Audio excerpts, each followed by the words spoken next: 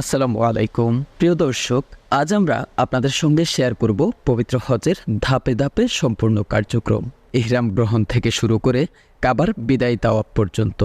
চলুন শুরু করা যাক। ইহরাম গ্রহণ ও তালবিয়া। হজের প্রথম ধাপ হলো ইহরাম গ্রহণ করা। মুসলমানরা পবিত্র সাদা কাপড় পরিধান করে হজের নিয়ত করেন। তারপর উচ্চস্বরে পাঠ করেন লাব্বাইক আল্লাহুম্মা লাব্বাইক, অর্থাৎ হে আল্লাহ, আমি তোমার জন্য এসেছি। মিনায় অবস্থান। ৮ জিলহজের দিন সকালে হাজিরা মক্কা থেকে মিনার উদ্দেশ্যে যাত্রা শুরু করেন। সেখানে তাঁবুতে অবস্থান করে নামাজ আদায় করেন এবং রাত কাটান। মিনা হল ধৈর্য এবং আত্মসংযমের এক মহাপ্রশিক্ষণ কেন্দ্র। আরাফায় অবস্থান। ৯ম জিলহজের দিন হাজিরা আরাফার ময়দানে উপস্থিত হন।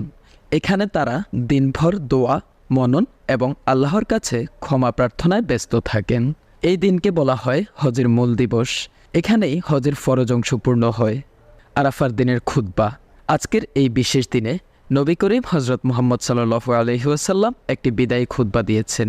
তিনি বলেছেন, হে মানুষ, তোমরা তোমাদের প্রভুকে ভয় করো, এক আল্লাহর ইবাদত করো, যিনি তোমাদের এক পুরুষ ও এক নারী থেকে সৃষ্টি করেছেন। কোনো আরবের উপর অনারবের বা অনারবের উপরে আরবের কোনো শ্রেষ্ঠত্ব নেই। শ্রেষ্ঠত্ব একমাত্র তাকওয়ায় আল্লাহ ভীতিতে। হে লোকেরা, নারীদের সাথে উত্তম আচরণ করো, তারা তোমাদের স্ত্রী এবং সহচর।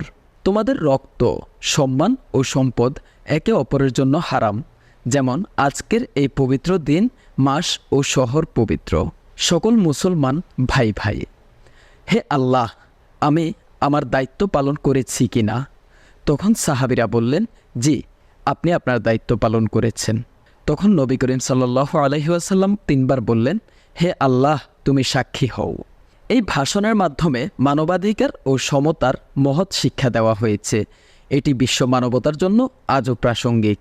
মুজদালিফায় রাতযাপন ও কঙ্কর সংগ্রহ।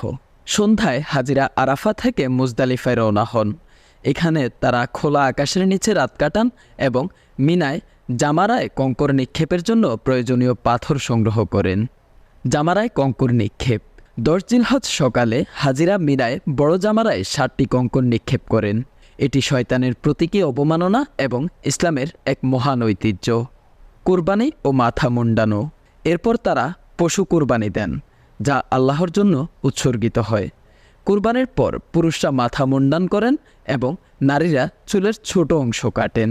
এর ফলে ইহরামের নিষেধাজ্ঞাগুলো উঠে যায়। তাওয়াফুল ইফাদা। এরপর হাজিরা ফিরে এসে কাবা শরীফে ফরজ তাওয়াফ করেন, যাকে তাওয়াফুল ইফাদা বলা হয়। এটি হজের অন্যতম গুরুত্বপূর্ণ অংশ। সাফা মারওয়া সাই। তারপর তারা সাফা ও মারওয়ার মাঝে 7 বার সাই করেন।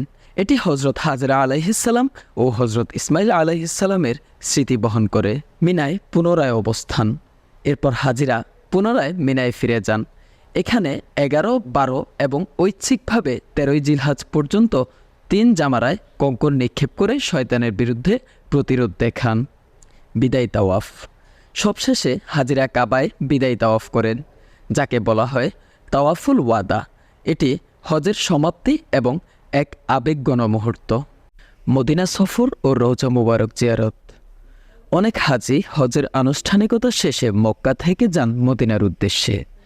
সেখানে তারা যান মসজিদে নববী পরিদর্শনের জন্য এবং রাসূলুল্লাহ সাল্লাল্লাহু আলাইহি ওয়াসাল্লামের রওজা মুবারক জিয়ারতের জন্য।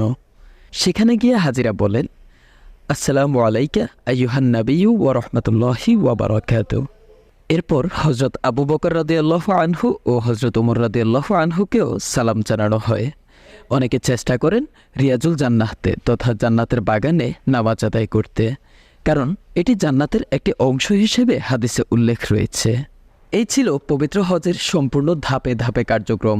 হজ শুধু একটি ইবাদত নয়, এটি আত্মশুদ্ধি ও আল্লাহর নৈকট্যের এক মহা সফর। আল্লাহ সকল হাজিগণের হজ কবুল করুন। আমিন।